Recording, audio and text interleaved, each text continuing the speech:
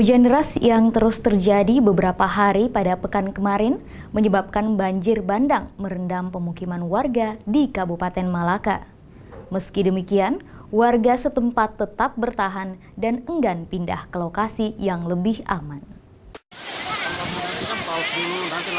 Luapan air dari Sungai Benanain kembali terjadi pada akhir pekan kemarin menyusul terjadinya hujan deras yang berlangsung selama beberapa hari sebelumnya. Akibatnya, banjir bandang merendam ratusan rumah warga di dua kecamatan, masing-masing Kecamatan Malaka Barat dan Kecamatan Wewiku. Kecamatan Malaka Barat merupakan kawasan yang paling parah terkena dampak banjir bandang ini. Seluruh rumah warga terendam banjir dan memutuskan arus transportasi darat ke kecamatan ini. Warga setempat hanya berusaha menyelamatkan barang-barang mereka seadanya.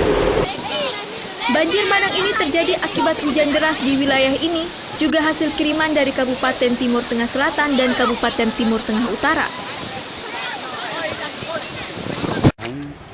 Terjadinya seperti begini karena dia dari cuacanya atau cuaca dari tetangga kabupaten lain, akhirnya terjadinya seperti ini. Dari kemarin sampai hari ini hujan terus ini karena begitu. Ini Bapak? Ini dari kali Wemean. Istilah bahasa kali Wemean. Akibat banjir bandang ini, sebagian harta benda milik warga seperti ternak hanyut tersapu banjir. Namun demikian, tidak ada korban jiwa dalam kejadian ini. Meskipun banjir bandang masih terus mengenangi pemukiman, namun warga setempat bertahan di rumah masing-masing dan enggan mencari lokasi baru untuk mengungsi. Pihak BPBD Kabupaten Malaka, selain telah menyalurkan bantuan tanggap darurat, juga sedang mendata sejumlah kerusakan yang diderita warga akibat banjir bandang ini. Liu Sikone, Kompas TV, Malaka, Nusa Tenggara Timur. Saudara, cuaca buruk yang melanda wilayah Nusa Tenggara Timur pada pekan kemarin menyebabkan PT ASDP Kupang menutup sejumlah pelintasan penyeberangan. Akibatnya terjadi penumpukan truk pengangkut barang kebutuhan pokok di kawasan Pelabuhan Bolok, Kupang. Cuaca buruk berupa gelombang tinggi yang mencapai 3 hingga 4 meter dan angin kencang dengan kecepatan berkisar 10-25 knot per jam yang melanda wilayah Nusa Tenggara Timur pada akhir kemarin membuat PT ASDP Cabang Kupang menutup sejumlah rute penyeberangan. Sejumlah kapal feri ditambatkan di Pelabuhan Bolok, Kupang akibat tak dapat berlayar. Para petugas hanya memperbaiki galangan kapal sebagai persiapan untuk melanjutkan pelayaran bila cuaca kembali membaik. Hingga Jumat lalu, terdapat 3 rute penyeberangan yang dihentikan akibat cuaca buruk. Ketiga rute yang dihentikan sementara antara lain Kupang Rote, Kupang Sabu, dan Kupang Waingapu. Sementara dalam kondisi cuaca yang gini, lintasan kami yang sementara kami tutup mulai dari kemarin tanggal 14 itu Kupang Rote kami tutup sama lintasan Kupang Sabu maupun Sabu Waingapu.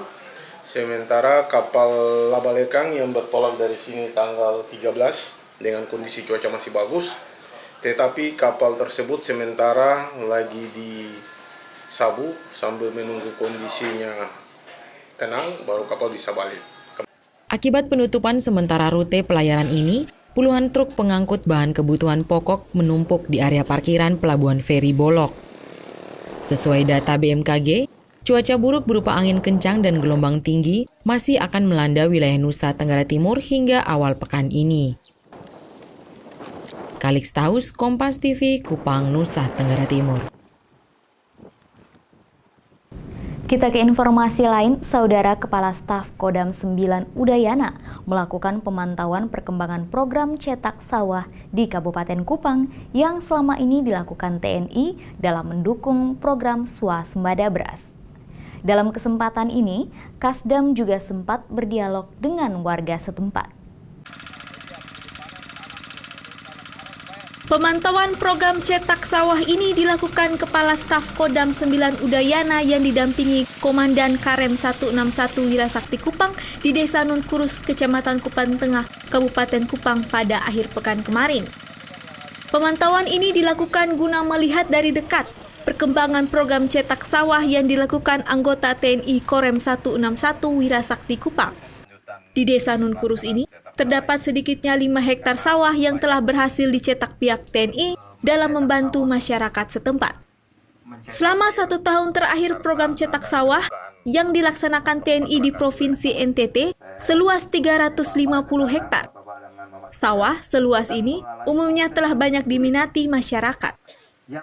Seperti yang diakui warga Desa Nunkurus kepada Kasdam 9 Udayana saat menggelar dialog bersama warga setempat. Yang kami maksudkan ialah begini Bapak, ada sebagian besar hutan rimba ini sudah dibersihkan. Pernyataan dari masyarakat petani itu dia sangat berterima kasih dengan adanya program ini. Jadi kalau kita menilai kan catatan-catatan. Nilai yang sebenarnya ada pada pernyataan masyarakat.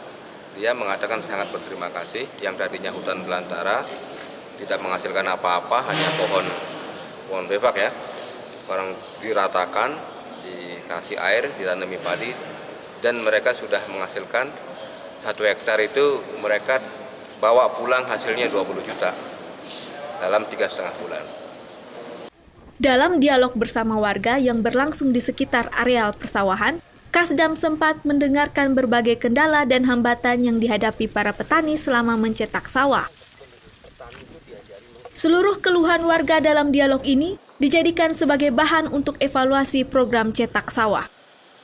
Di Kabupaten Kupang, rencananya TNI akan mencetak sedikitnya 1.000 hektar lahan persawahan tadang hujan, namun para petani nantinya akan diberi bantuan mesin pompa air agar dapat menanam juga pada musim panas. Program cetak sawah yang dilaksanakan TNI ini merupakan satu gerakan untuk mewujudkan Indonesia swasembada beras yang telah direncanakan oleh Presiden Jokowi. Kalixtaus, Kompas TV, Kupang, Nusa Tenggara Timur. Saudara, pemantauan perkembangan program cetak sawah oleh Kasdam 9 Udayana tadi sekaligus mengakhiri beragam berita dan informasi dalam Kompas Lobamora hari ini. Saya Sinta Rindu bersama seluruh tim redaksi Kompas TV Kupang pamit undur diri. Nantikan berbagai berita menarik dalam Kompas Lobamora edisi berikut. Sampai jumpa.